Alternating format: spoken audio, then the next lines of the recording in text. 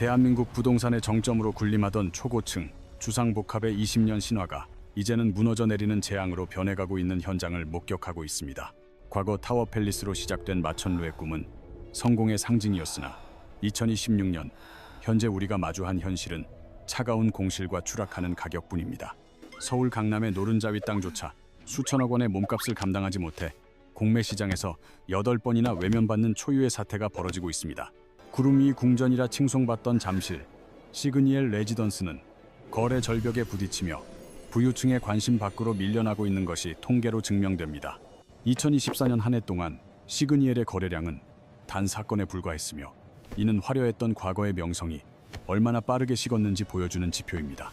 불과 몇 년 전만 해도 한 해에 수십 건씩 체결되던 계약들이 이제는 멈춰섰고 마천루를 향한 열망은 깊은 침체로 바뀌었습니다. 2023년 88억 원에 거래되었던 전용 62평형 세대가 단 1년 만에 73억 원으로 주저앉으며 15억 원이라는 자산이 증발해버렸습니다. 이러한 하락세는 단순히 일시적인 경기 침체가 아니라 대한민국 부유층의 주거 패러다임이 근본적으로 이동하고 있음을 시사하는 강력한 신호입니다. 반면 땅을 밟고 사는 저층 고급 주택들은 같은 기간 동안 175억 원이라는 기록적인 시세 차익을 남기며 대조적인 행보를 보입니다. 하늘 위 성역이라 믿었던 초고층 건물들은 왜 이토록 처참하게 무너지고 있으며 사람들은 왜 다시 땅으로 내려오려 하는 것일까요?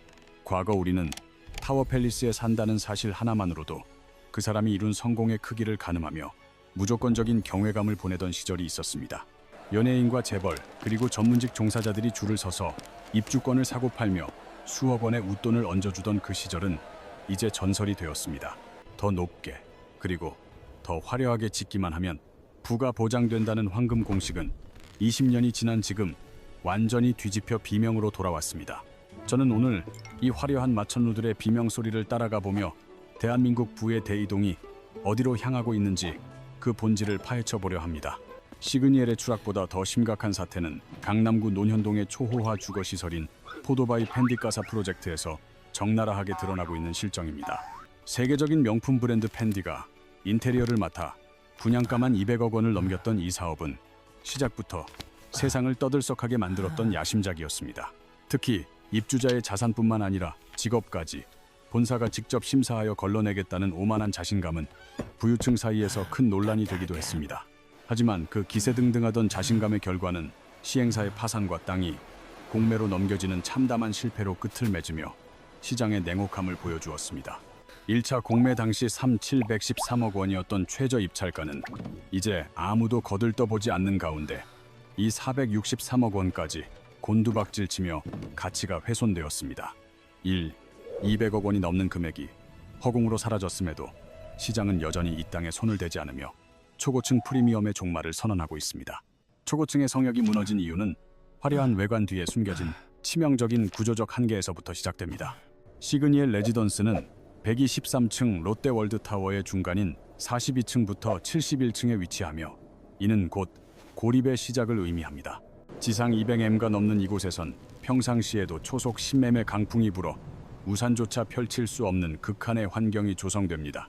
태풍이라도 올라오는 날이면 바람은 초속 30매물을 넘나들며 창문을 여는 행위 자체가 생명을 위협하는 도박이 됩니다. 결국 모든 창문은 일시엠도 열리지 않는 고정식으로 설계되었고 입주민들은 인공적인 공기에 의존한 채 박제된 삶을 삽니다. 팬데믹 이전에는 24시간 가동되는 첨단 공기 정화 시스템이 모든 문제를 해결해 줄 것이라 굳게 믿었습니다. 하지만 코로나19는 우리에게 환기의 중요성을 뼈저리게 각인시켰고 스스로 창문을 열 수 없다는 사실은 공포로 다가왔습니다. 바깥 공기 한 번 마시기 위해 수십 층을 내려가야 하는 현실은 이 궁전을 점차 답답한 초고층 감옥으로 인식하게 만들었습니다. 두 번째 결함은 고립입니다. 엘리베이터가 점검 중이거나 고장이 나면 입주민들은 구름 위에서 내려올 방법이 사라집니다. 70층 높이를 계단으로 오르내리는 것은 현실적으로 불가능에 가까우며 기계의 결함은 곧 생활의 마비를 의미합니다. 화재 발생 시 대피 문제는 전 세계 초고층 건물들에 풀리지 않는 숙제이며 소방 사다리는 겨우 15층 높이인 50m까지만 닿을 뿐입니다. 그 이상의 높이는 헬기 구조에 의존해야 하지만 강풍이 부는 날에는 헬기조차 접근이 불가능해 생존의 확률은 급격히 낮아집니다. 세 번째는 상상을 초월하는 유지 비용입니다. 45평형 기준 월 관리비만 260만 원에서 280만 원에 육박합니다. 대형 평수는 500만 원을 가뿐히 넘기며 여기에 난방비와 전기세를 더하면 매달 고정 지출만 눈덩이처럼 불어납니다. 한 달에 700만 원에서 800만 원, 즉 1년에 약 1억 원이라는 거금이 집을 유지하기 위해 허공으로 사라지는 셈입니다. 집값이 천정부지로 솟을 때는 이 비용을 투자로 여겼지만 가격이 하락하는 순간 이 돈은 처절한 매몰 비용이 됩니다. 매년 고급 외제차 한 대 값을 관리비로 지불해야 하는 현실은 자산가들에게조차 합리적인 선택지에서 멀어지게 했습니다. 마지막으로 사람 사는 온기가 없습니다. 한 층의 세대수가 극히 적어 이웃과 마주칠 일조차 거의 없는 삭막한 구조입니다. 아이들이 뛰어놀 친구도 어르신들이 모여 담소를 나눌 공간도 마땅치 않은 이 공간은 사회적 진공 상태와 다름없습니다. 화려한 로비와 호텔급 서비스가 존재하지만 정작 가족이 뿌리내리고 살기엔 본질적인 결핍이 너무나 컸던 것입니다. 실제 이곳에 거주했던 사람들의 목소리를 들어보면 답답함이라는 단어가 마치 메아리처럼 반복적으로 울려 퍼지는 것을 알 수 있습니다. 처음 입주했을 때는 발 아래 펼쳐지는 화려한 야경과 구름 사이로 뜨는 일출에 감탄하며 성공의 기분을 만끽했다고 그들은 회상합니다. 하지만 감동의 유통기한은 길지 않았으며 1년 정도 시간이 흐르자 화려한 조망권보다 숨막히는 실내 공기가 더 큰 고통으로 다가왔습니다. 집안의 공기는 늘 무겁게 가라앉아 있었고 공기청정기를 여러 대 가동해도 자연 환기가 주는 상쾌함은 결코 흉내낼 수 없었습니다. 주방에서 요리를 한 번이라도 하는 날에는 환풍기를 최대로 틀어도 음식 냄새가 온종일 빠지지 않아 거실을 메우는 고역을 치러야 했습니다. 아이가 있는 가정의 고충은 더욱 심각하여 마음껏 뛰어놀 공간이 없는 집안에서 층간소음 항의에 시달리며 죄인처럼 지내야 했습니다. 바깥 세상으로 아이를 데리고 나가려 해도 엘리베이터를 기다리고 내려가는 데만 10분 가까운 시간을 허비해야 하는 현실에 매번 부딪힙니다. 산책 한 번이 큰 결심이 되어버린 노년층 입주민들은 엘리베이터라는 기계 장치에 자신의 이동권을 온전히 저당 잡힌 채 살아갑니다. 건물 밖을 나서도 숨을 쉴 수 있는 공원이나 조용한 골목길 대신 거대한 대로와 백화점뿐인 환경은 정서적 메마름을 가속화할 뿐입니다. 일본의 한 연구에 따르면 초고층에 거주하는 아이들이 땅을 밟는 경험 부족으로 인해 발달 지연 현상을 보일 수 있다는 경고까지 나왔습니다. 과학적으로 완벽히 입증된 것은 아닐지라도 초고층의 인공적 환경이 인간의 심신에 미치는 영향에 대해 자산가들은 깊은 의구심을 갖기 시작했습니다. 이러한 실거주의 한계가 시그니엘의 위기를 불러왔다면 논현동의 펜디가사 프로젝트는 기획 단계부터의 오판이 낳은 참혹한 실패의 상징입니다. 서울 강남구 논현동 학동역과 강남구청역 사이의 노른자 위 땅 위에 세워질 이 건물은 이름부터 명품 브랜드의 기운을 가득 담고 있었습니다. 지하 7층에서 지상 20층 규모로 계획된 이 공간은 단 39가구만을 위한 폐쇄적이고 압도적인 럭셔리를 표방하며 시장에 화려하게 등장했습니다. 세계적인 패션하우스 펜디의 가구와 식기, 인테리어 디자인이 모든 세대에 적용되어 분양가는 가볍게 200억 원을 훌쩍 넘어섰습니다. 시행사는 돈만 있다고 해서 아무나 들어올 수 없다는 선민의식을 마케팅의 전면에 내세우며 입주자의 자격심사라는 파격적인 조건을 공표했습니다. 펜디 본사가 직접 직업과 자산을 확인하여 이웃의 수준을 보장하겠다는 이 오만한 약속은 당시 상류층 사이에서 큰 논란이 되었습니다. 그러나 하늘을 찌르던 그들의 자신감은 부동산 경기 침체와 자금 시장의 경색이라는 거대한 파도 앞에 맥없이 무너져 내리고 말았습니다. 부지 매입을 위해 빌린 일 800억 원의 이자조차 감당하지 못한 시행사는 결국 기한 이익 상실 상태에 빠지며 돌이킬 수 없는 파국을 맞이했습니다. 명품이라는 화려한 포장지가 시장의 냉정한 가치 평가를 대신해 줄 것이라 믿었던 안일한 기획이 낳은 뼈아픈 실책이었습니다. 마천루의 위기는 물리적 결함에 그치지 않고 대한민국 최상위 계층의 상징이었던 이미지의 추락이라는 결정적인 한 방을 맞이하게 됩니다. 세상을 뒤흔들었던 전청조 사기 사건은 시그니엘이라는 공간이 가진 권위가 어떻게 범죄의 수단으로 전락할 수 있는지를 적나라하게 보여주었습니다. 재벌 3세를 사칭하며 수백억대 사기를 벌인 그는 자신의 부를 증명할 배경으로 시그니엘을 선택했지만 그것은 실제 소유가 아닌 연출된 무대였습니다. 이곳은 보증금 5천만 원의 월세, 이 200만 원 정도면 단기 임대가 가능하며 이는 사기꾼들에게 아주 매력적인 재력가 코스프레의 도구가 되었습니다. 1년에 약 3억 원만 투자하면 누구나 대한민국 최고의 부자처럼 보일 수 있다는 사실은 역설적으로 이 건물의 희소성을 파괴하는 독이 되었습니다.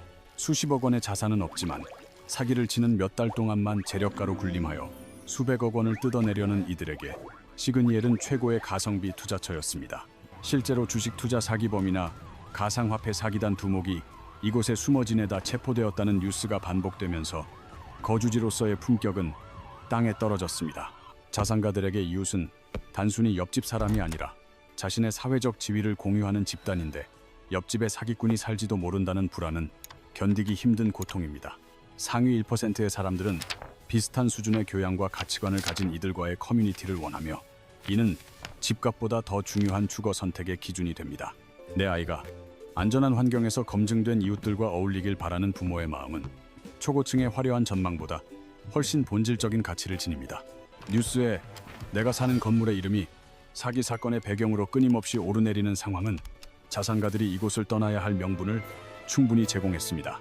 결국 2022년부터 2024년 사이 시그니엘에 오래 머물던 진정한 부유층들은 조용히 짐을 싸서 한남동이나 성북동의 고급 주택단지로 이동했습니다.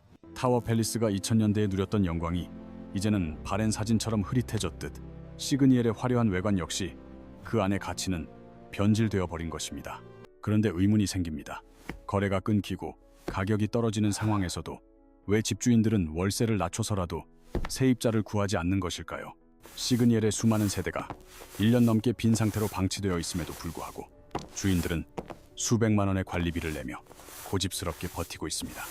여기에는 수익률이라는 부동산 시장에 냉혹한 계산법이 숨어 있는데 월세를 낮추는 순간 집의 전체 가치가 폭락하기 때문입니다. 예를 들어 100억 원짜리 집의 월세를 500만 원만 깎아도 수익률을 기준으로 역산한 집의 가치는 무려 25억 원이나 증발하게 됩니다. 당장 월세를 못 받는 손해보다 집값 자체가 수십억 원 떨어지는 것을 막기 위해 주인들은 눈물을 머금고 빈집을 유지하는 전략을 택합니다.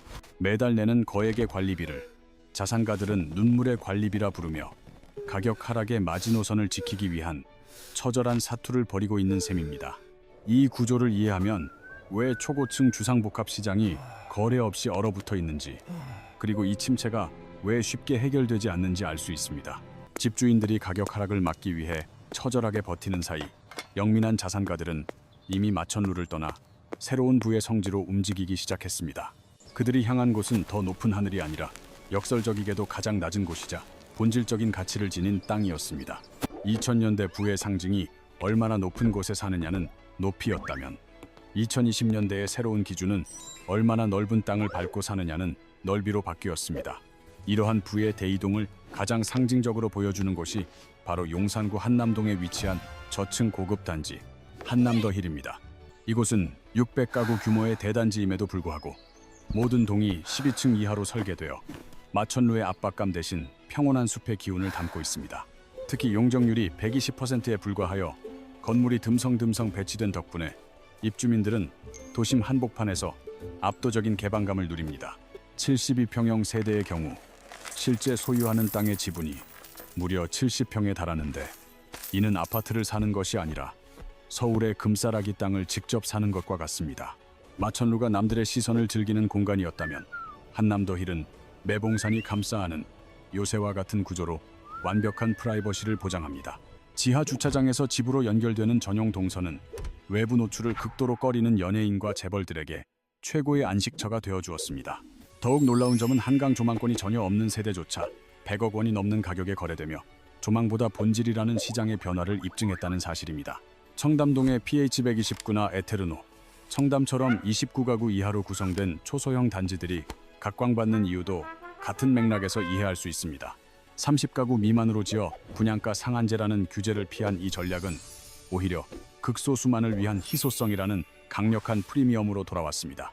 PH129의 전용 120평형이 2014년에 164억 원이라는 기록적인 가격에 거래된 것은 저층 고급 주택의 가치가 정점에 달했음을 보여줍니다. 영화 신과 함께의 김용화 감독 사례는 이러한 저층 주택의 자산 가치 상승이 얼마나 폭발적인지를 단적으로 증명합니다. 그는 2021년 나인원 한남을 75억 원에 매입하여 4년 만인 2025년 2월 무려 250억 원에 매각하는 기염을 토했습니다. 단 4년 만에 175억 원이라는 믿기 힘든 시세 차익을 거둔 배경에는 땅의 가치에 집중한 대한민국 부유층의 냉철한 판단이 있었습니다. 나인원 한남 역시 최고 9층 높이에 불과한 저층 단지로 마천루의 화려함 대신 땅의 안락함을 선택한 이들의 승리라 할 수 있습니다. 흥미로운 점은 과거 타워팰리스에서 어린 시절을 보냈던 이른바 타워팰리스 키즈 세대가 부모와는 다른 선택을 하고 있다는 사실입니다. 초고층의 답답함을 몸소 겪으며 자란 그들은 이제 창문을 활짝 열 수 있고 마당에서 흙을 만질 수 있는 저층 주택으로 회귀하고 있습니다. 부의 흐름은 높이에서 넓이로 그리고 과시에서 본질로 급격히 이동하며 대한민국 부동산의 지형도를 완전히 재편하고 있습니다. 진짜 좋은 공간이란 겉으로 보이는 높이가 아니라 삶의 본질에 닿아 있어야 함을 시그니엘의 거래 실종과 펜디가사의 유찰은 웅변하고 있습니다. 유행은 결코 영원할 수 없으며 2000년대의 성공 공식이었던 마천루는 이제 2020년대에 들어와 가장 피해야 할 실패의 공식으로 전락해버렸습니다. 브랜드라는 화려한 껍데기에만 집착하여 주거의 본질을 놓쳤던 펜디가사의 사례는 시장이 더 이상 이름값에 속지 않는다는 사실을 증명합니다. 200억 원의 자산가들은 단순히 유명한 로고가 아니라 위치와 전망, 그리고 커뮤니티라는 주거의 진짜 가치를 꿰뚫어보는 안목을 가지고 있습니다. 집주인들이 눈물의 관리비를 감당하며 버티는 동안 초고층 주상복합 시장은 거래조차 성립되지 않는 거대한 냉동 창고처럼 변해버리고 말았습니다. 겉으로는 시세가 유지되는 것처럼 보일지 모르지만 1년 넘게 빈집으로 방치된 수많은 세대들은 마천루 신화의 처참한 민낯을 고스란히 드러냅니다. 기계가 공급하는 인공적인 공기에 의존해야 하는 고립된 삶은 인간이 가진 본능적인 답답함을 결코 해결해 줄 수 없음을 부유층은 깨달았습니다. 화재가 발생하면 소방차 사다리조차 닿지 않는 높이에서 느껴야 하는 원초적인 공포는 그 어떤 화려한 인테리어로도 상쇄할 수 없는 치명적 약점입니다. 타인을 내려다보는 우월감보다 남들에게 간섭받지 않는 프라이버시와 땅을 밟는 안락함이 진짜 럭셔리라는 새로운 정의가 부유층 사이에서 확산되고 있습니다. 마천루의 상징이었던 타워팰리스 키즈들이 정원을 가꿀 수 있는 저층 주택을 선택하는 흐름은 향후 대한민국 주거 문화의 거대한 물줄기를 바꿀 것입니다. 물론 지금의 한남동과 성북동으로 몰리는 이 거센 흐름 역시 10년 뒤 혹은 20년 뒤에는 또 다른 형태로 변화할 수 있습니다. 부동산 시장에서 우리가 신뢰할 수 있는 유일한 진리는 오직 모든 것은 변한다는 사실뿐이며 영원한 부의 성역은 존재하지 않습니다. 하늘 높이 올라가 세상을 내려다보는 삶과 마당의 흙을 밟으며 계절을 느끼는 삶 중에서 여러분이 생각하는 진짜 부의 상징은 어디입니까? 저희는 다음 영상에서 한남더힐과 나인원 한남이 한강 조망 없이도 어떻게 100억 원의 가치를 인정받는지 그 숨겨진 비밀을 심층 취재하겠습니다. 오늘 다룬 대한민국 초고층 주거시설의 몰락과 부의 대이동에 대해 여러분은 어떻게 생각하시는지 자유로운 의견을 댓글로 남겨주십시오. 남들이 모르는 고급 부동산의 본질과 자산가들의 이동 경로를 가장 빠르게 확인하고 싶으시다면 지금 바로 구독과 알림 설정을 부탁드립니다. 타워팰리스로 시작된 마천루 신화의 종말과 시그니엘의 추락, 그리고 펜디의 굴욕은 우리에게 주거의 본질이 무엇인지 다시 묻고 있습니다. 대한민국 부동산의 가장 높은 곳에서 벌어지고 있는 이 극적인 변화는 단순한 유행을 넘어 부의 개념이 재정립되는 역사적 순간일 것입니다. 결국 집이란 보여주기 위한 껍데기가 아니라 그 안에서 살아가는 사람의 평온과 본질적인 행복을 지켜줄 수 있는 공간이어야 함을 잊지 마십시오. 끝까지 시청해 주셔서 감사드리며 저희는 더욱 깊이 있고 차별화된 대한민국 자산가들의 공간 이야기로 조만간 다시 찾아뵙도록 하겠습니다.